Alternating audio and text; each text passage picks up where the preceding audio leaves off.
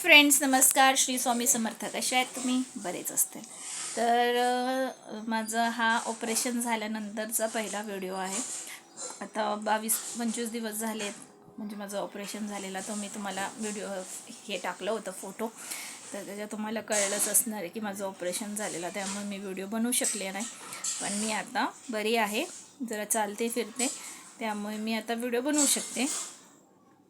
तर तुमचे लोकांचे खूप सारे मेसेज आले की मॅडम व्हिडिओ कधी येऊ शकतात आणि तुम्ही पहिले आधी बरे व्हा. त्यासाठी खरंच खूप खूप धन्यवाद की तुम्ही कमीत कमी माझी काळजी तरी करताय.